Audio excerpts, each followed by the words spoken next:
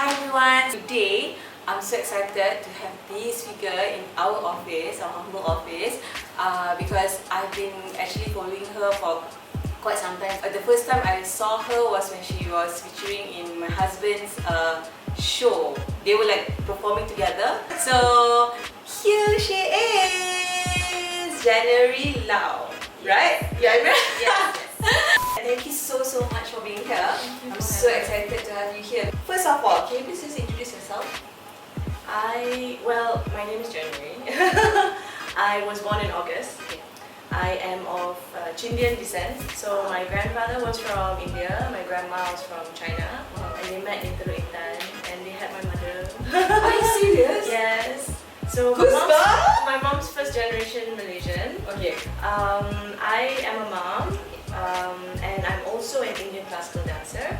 I've been studying the dance form for about 25 years. 25 years? Yes. I was educated in Kuala Lumpur throughout. I mean, born, raised, and my whole all my studies were completed here. I'm through and through Malaysian. Right. Okay.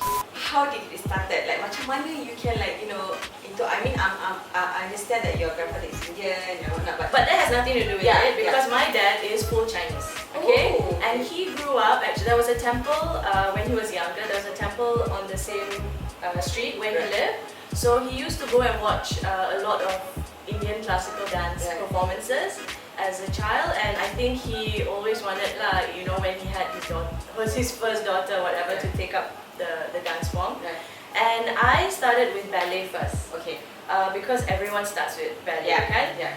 and then they kind of knew that I really love to dance, and so they continued. Then they introduced me to Ramli Ibrahim. Alright, okay. And I was 8 years old at that time, but then I thought Indian dance was macam Bollywood dance, you know? And I said, I don't want to do Bollywood. I'm a bit shy to do Bollywood. Then he said, it's not Bollywood, just go and watch. So I watched. Ramli told you? Ramli told my dad to just bring your daughter. Okay. If she's a bit segan, just bring her. You know, because in those days also, Chinese girls, predominantly Chinese girls, were not existent in the classroom, right? So I went and I fell in love. And a lot of my senior dancers were actually Chindian. A lot of them. So like macam Mavin Koo, Radhimala, Govinda Raju, they were all mixed. Okay, you started when you were small, and then your dad brought you to see. So after that, do you go weekly classes? Yes. So the classes were weekly. Right. And then until you join the performance troupe. Right. So when I was 13 years old, I had my first solo performance because Ramli had a platform for his students, for the upcoming dancers. So we get used to the stage because of stage fright and all the nerves and all of that. So I started at 13, and then I joined the performance troupe, and then once we had to start rehearsing for shows, touring, and all of that. Then of course I had to go to Sutra. Sutra is the name of the dance school. Sutra Dance Theatre. Is it? It's in Titi Wangsa. Yeah. And it's still there. It's still there. Wow. In fact, I don't even know now. It's I don't know which generation. It's 6, 7 generation of students already. And I danced throughout my school years. College, uni, because I studied mass comm. I studied something general so that I could go. I had my bigger job opportunities, I guess, but I continued my dance throughout. In 2009, I tendered my resignation and I left Sutra because I felt that, just like how when you grow up, you need to move out of your house. Right. So I needed, it was so difficult, but I got an opportunity to spend time in Seoul, in Korea, for 6 months. Oh my god! I know, and then it was so wonderful. I got to work with other dancers, choreographers. But you were still practicing Indian classical dance. Wow. Yes.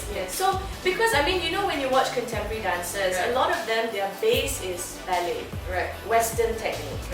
So I think now more and more, the older I get, I see the richness in Southeast Asian culture, in our dance, in our tradition. Be it Mak Yong, all the traditional forms, Indian classical forms. songs because our dance vocabulary is different. Right. And different is never bad. Right. Different, I think, contributes to the bigger picture. Our Malaysian contemporary dance scene is also growing. Okay, so I just want to ask, right? Indian classical dance, does it have anything to do with religion? I think that depends on the individual. Okay. But the way I look at it is, I look at it as just a dance form. Right. The Indian classical dances, I mean, there are like 9 different styles. Oh. So I do one style called Odyssey, Okay. and it's from the eastern part of India. Okay. Usually, most Indian classical dance forms are solo forms, so Right. only one dancer. So the dancer is actually just a storyteller. Okay. So tak kira whether you're male, female, you just tell the story. So Right. you can be sometimes a deer, a butterfly, a bee, a fish, a man, a woman, a god, a goddess. So I don't think that has anything to do with you as a person Okay. personally. So you are just a storyteller. Yeah. Okay, that's nice. Since 2009 until now, since you guys are what have you been doing? Like, I got married. You got married in 2000? I got married 2011. Okay. So 2009, okay, so I finished Seoul, Okay. I came back and then I was lost. I didn't know what to do, where to go. I was, alone, right? Freelancing, and that's Did you when- ever like macam alah kenapa lah tinggalkan sutra? every day, Oh, yeah. every day, But I also feel that if you're comfortable, you cannot grow. Right. You cannot achieve your potential. Right. And you need to learn how to stand on your own 2 feet, Right. So I came back and then I thought, since I danced my whole life, let's get a job. Right. Because I didn't look at dance like a job, So I thought, okay lah, masuk lah PR, And then like 3 months in, I didn't. It wasn't for me, client servicing. It was like the complete opposite of being in the arts. Because in the arts, you're constantly fighting for yourself, fighting for your rights, fighting for freedom of expression, and then you masuk like PR, and it's like yes, full. So I'm macam no, but my boss, my then boss, was actually now my husband. So we met. That's when we met. Oh my god, this is so interesting. Yeah. So I mean, I attended my resignation, and then we became friends, and then we started dating. And then 6 months later he proposed, and then it was so fast. Then we got married. Then I got married. Then I started to experience a different part of life, And then of course you want children. Right. So 2 years later I had twins. Okay, so your husband is Indian, right? Yes. Is he into all this dance? He is, well, I educate him. I love that. Okay. Yes, I mean, I think he has seen dance performances, Alright. but if you watch and you don't really know what's going on, it's sometimes quite easy to just forget about it, or to not. If you don't understand, there's a distance, there's a gap. So I try to help educate him, people, bring him for the shows and stuff. Yes, but he had to understand also that the life of an artist or a dancer is very different also from the corporate life. Right, So right. a lot of times there's disagreement. Yes. They agree to disagree, because he's mine, his numbers, money, it's different from the way I look at it. I'm like, for the art, but yes. So I learn, he learns, we learn together. Okay, since you started, you started 25 years ago, and then since 2009 you've been on your own. So what is the biggest challenge for you? Like yung rintangan the rope paling heavy lah for you. Well, because also I'm a full-time mom. I'm a full-time stay-at-home mom. Right. So my priority is with the house, Okay. and making sure that everyone is settled, everyone has their homework done, their food, the house is clean, Right. because ultimately my husband, long hours. I mean, it took a lot of patience with myself and not being so hard on myself. Right. And also I had to understand that this time is very short. Right. The kids are already my eldest kid's already 6. So fast they besar, Right. and then they do things by themselves already, Right. So I just have to wait a few more years for the youngest one, and Yeah. then, but even then I've managed to travel and perform, and last year I was involved in Festival Tokyo. So but it helped my husband also work and support and jaga anak, you know, and understand how much it takes as well. So we work together because I think it's very important for also to empower the men, so that it's not just it's a women's job to be with the kids and to send them to school and all of that. So it has helped tremendously. I was very stubborn about not hiring anyone outside help for as long as I can. But now I'm already I'm struggling. Oh my gosh, my house is upside down. But my kids learn, they learn independence. They learn how to pick up their things, and if they don't pick it up, then no one is going to ever pick it up, And then they terpijak or whatever, that is their fault, So they learn responsibility now. Do they speak Bahasa? Also, I forgot to say, I was living in Jakarta for like 2 years, right? We moved for 2 years, and they learn a bit, but by the time we came back, it's like they lupa already, because they were like 2.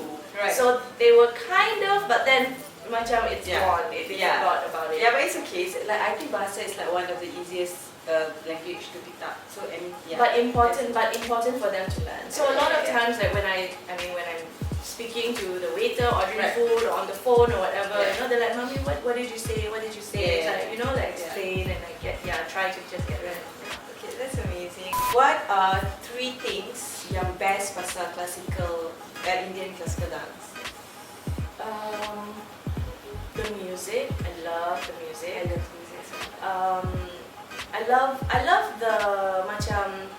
I love that the stories represent a different time, so your imagination can go wild, you're not just like love doesn't just mean SMS or email or Facebook poker, like whatever, when you tell stories of love stories of that time, they're still like talking to birds lah, like send my message to my love who is far away, or they talk to the moon and they talk to the clouds. So there's still a lot of nature and understanding.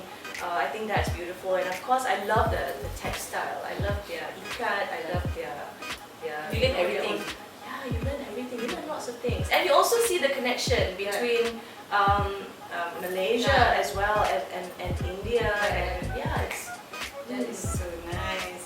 Okay, let's say if someone in, I don't know, like probably Perlis wants to learn about classical dance, apa the first step yang dia kena ambil? First step, they need a lot of patience. Because with classical form, any classical form, it takes years. It doesn't take months, it takes like more than 5 years, because you have to study. It's like learning how to read and write. But with, so it's like learning a different language, learning how the body works, learning the different like intricate small things, because the Asian form is very, very refined, very refined. Even when you see Mayong and you see all the Indonesian Javanese court dance, the Balinese dance, it's so from like the eyes, finger, where you put your feet, where your chin goes, where your shoulder is, it's a lot to handle. So you have to just come with open mind, open heart, and really like submit yourself to the tradition, and not just learn it for cultural, macam just to main and jump around and you really need to like put 100% lah. Yes. Okay Jan, kalau katakan someone like me, I'm like so keras and kayu, can I still learn? Yes. Are you serious? Yes. So I used to teach kids and adults, but my favorite were the adult classes, because when children come for dance class, they don't want to come for dance class. Their mom wants them to come for dance class. So they come and they're like bored. They're so bored. But when adults come, they come because they are interested to learn, And for me, it's like, they was like, oh, I'm too old, I have no coordination, I don't know my right and left. Like, it doesn't matter. As long as you want to, the intention is there, no problem. Wow. Any age, age is Jom, anytime. Okay. What I do now is like workshops, short workshops, maybe 1.5 hours, so people can just feel what it's like, And then kalau they really are interested, there are dance schools. There's so many dance schools, because my focus and priority is my home, my family, and also my own like angin to dance. If I like try to spread myself too thin, I will end up not performing. Yeah. And dancers' lifespan is also not the longest. Right. Do you still dance like every day or? Training is important every day. If not the body, and I only started this everyday training after I had kids. Right. Because it took a long time for my body to come back, to recover. I had to stay active. I had to, So I also performed when I was like 7 months pregnant. With the youngest kid, I had a performance. I think I remember like I saw like some videos. But that was so empowering for me, because I've always wanted to dance pregnant. I think it's like a girl's wish always, to like do something when you're pregnant. It was a very like empowering show. That's amazing. How is our local scene or Malaysian as a whole, their feedback or how they response to you? I mean to Indian classical dance lah. Yeah. So the thing is, because Indian classical dance is so intricate and the stories are, we tell stories, old stories, right? So if you're not familiar with the Ramayana, the Mahabharata and all that, it's easy to get lost. Right. But that is why instead of like trying to keep the distance between the dancer on the stage and the audience, I try to close that gap. Right. So I try not to wear so many things, so it's not so distracting for everyone. I want to look as if you can approach me. Right. And I want to tell you stories as if we are talking now. Right. Not like, all these like flowery poetry and words that even I don't understand. So I try to break it down, make it easier. Right. I learned all these stories when I was a kid in the form of comic books. Right. So it's easy for children to read and it's fun, it's colorful, so it's not always so boring and like people hear traditional, they're like, I don't want to go, So I'm trying to get the younger generation interested because I don't want the form to die. I don't want people to be so turned off by it and in fact I think we have a lot of talent, we have a lot of dancers, a lot, but we need audience. Right. We need to educate the audience because through just watching these shows, there is a connection. There's already this connection of it doesn't matter if it's race, if the difference of cultures, language, music. I think art is universal. Right. You don't need to share the same language. As long as I can touch your heart, then the job is done. You know what I mean? Yeah. Because that's what art. I feel that's what art is. Yeah. You've been in the industry for like super long. So, let's say 20 years ago and now, do you see the support level is better or still? I have no support. I don't have funding. I don't have sponsorship. I don't have so a lot of things come out from my husband's pocket. Like even performances pun. If I want to do a show, I have to book the venue. I have to pay rental. I have to pay stage manager. I have to pay the lighting. I have to pay my cost, and then I end up with nothing because I paid everyone. But that's I don't know how we're going to bridge this gap. It also it's very political. It's who you know. And the thing is, I used to perform in India a lot. Like every year, we used to go for all the dance festivals over there because Rami is a big ambassador of Indian classical dance in India. Like in India, so he represents Malaysia. And because of him and our reputation, the Indians from India believe that Malaysia has the best Odissi dancers. You know what I mean? In the entire like Odissi community in the world. So we don't know the treasure that we have. But macam like that lah. Oh my god. Do you have any other show?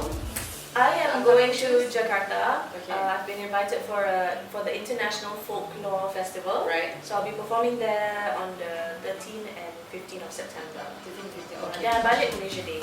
Ooh. So then all the best. Thank you. Do you have any YouTube channel or if you want to check? What was the My name is January Lau. Okay. January Lau. Okay. YouTube, Instagram, Facebook, semua ada. Okay. And if let's say anyone who wants to get to know the dance better, get to know the culture better, can they just contact you? Yeah. Send me a message, send me an email. Alright. And it's nice. Apa local brand yang you rasa Malaysia should be proud of? It could be anything. I think our athletes are amazing.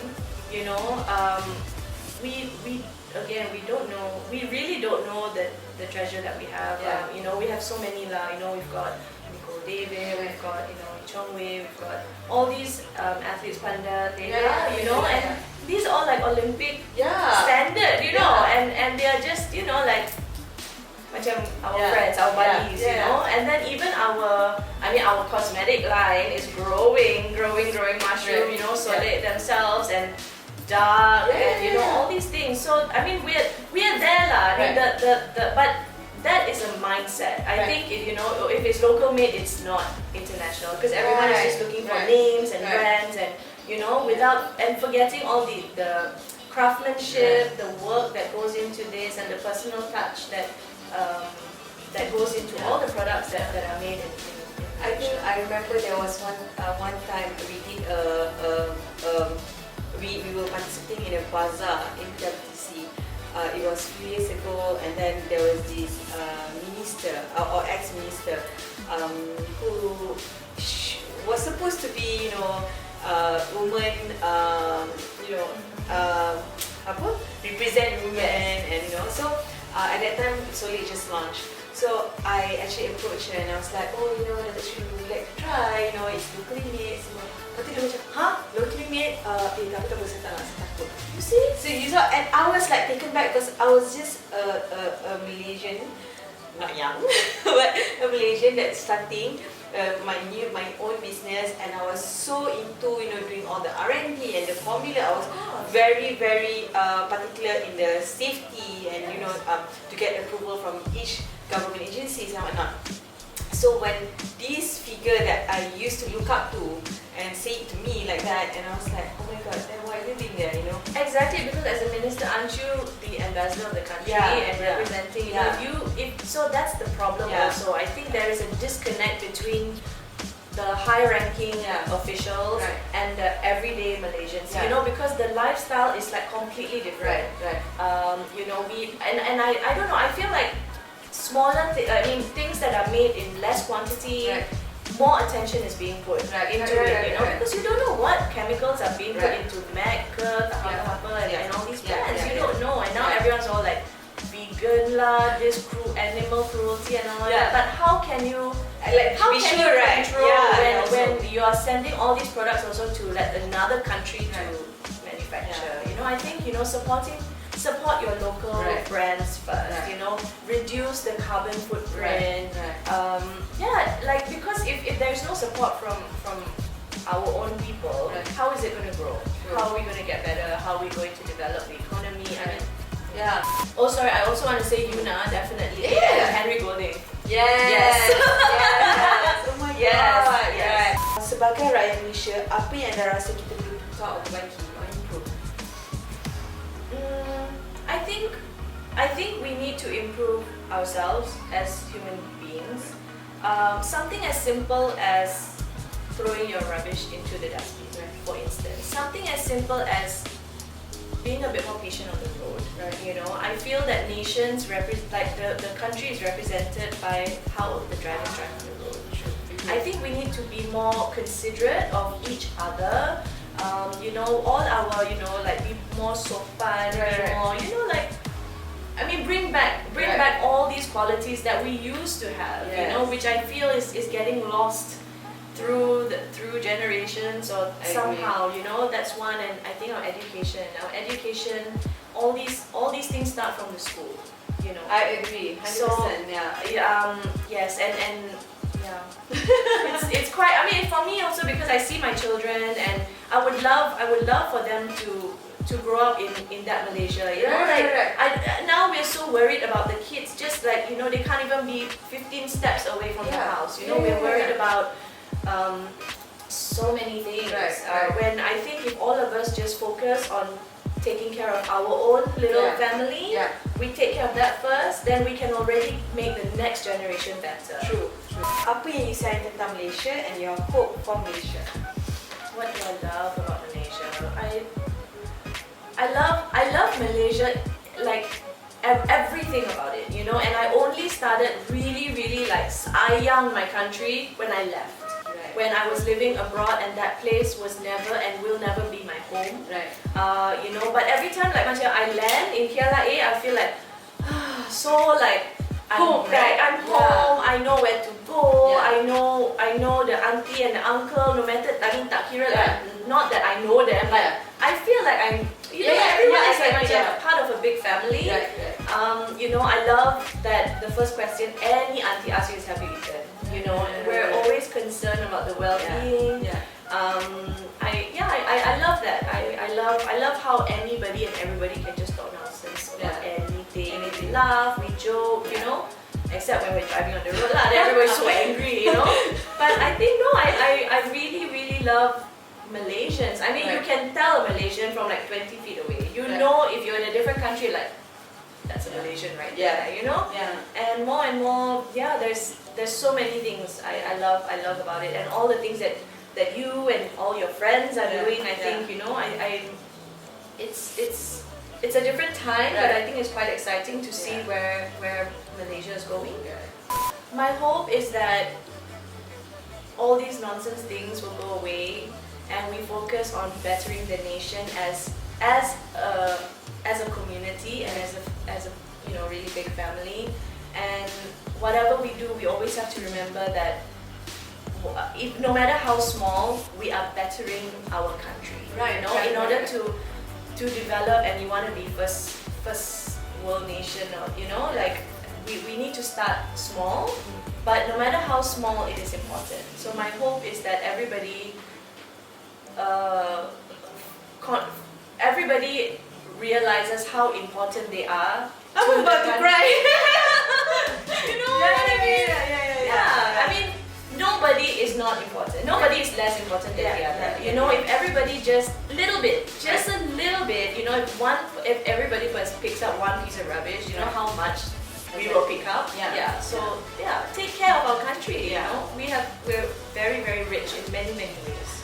And I always believe that memang orang cakap kalau you buat you je yang change, bukan dia orang. But I think it starts from you, you know, like starts from us. Once we change, it will carry forward. You know, I mean, let's be good examples. Let's be good examples to our neighbors, to the citizens next to us. And we don't have to like macam tegur and like, you know, like name and shame, and you know, like just speak nicely and maybe educate, like, you know, without judgment. We need to stop judging people. Seriously, we need to stop judging.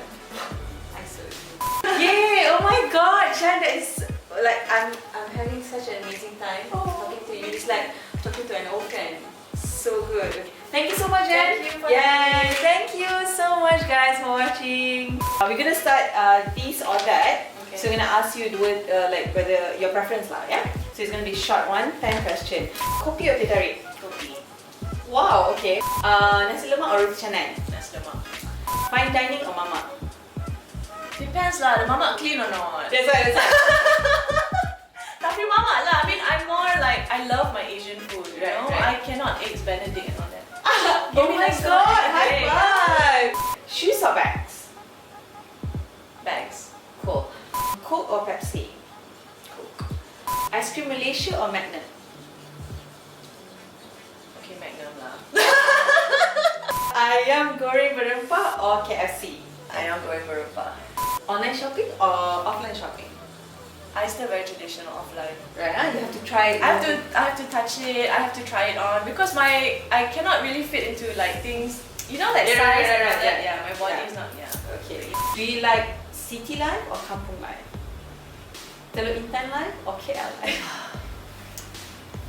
The kampung life is pretty best lah. You know, the water is cooler. Yeah. Because I love to mandi like cold water. I don't like. Are you serious? I love to go to Ipoh. My favorite thing to go to Ipoh is use the gayung and bathe. It's like you feel like the coolest, the cleanest, the most refreshed. You know, I love water. The water in Ipoh is amazing. You know, you know. And the food is better. You know, it's more relaxed. Everyone is just chill. Oh my God. Yeah. I actually miss that life. So okay. I think that people are more open-minded also in the kampung. Right. Yes. They're Oh my like, God. your business is your business. My business is my business. Let's just live. Yeah. Yeah. Last but not least, modern dance or traditional dance? Traditional dance. Yay! Okay, thank you so much, Raya, for being here. Thank you. I'm so happy to have you here. Hai, saya January Low dan ini SOLEK Anak Malaysia.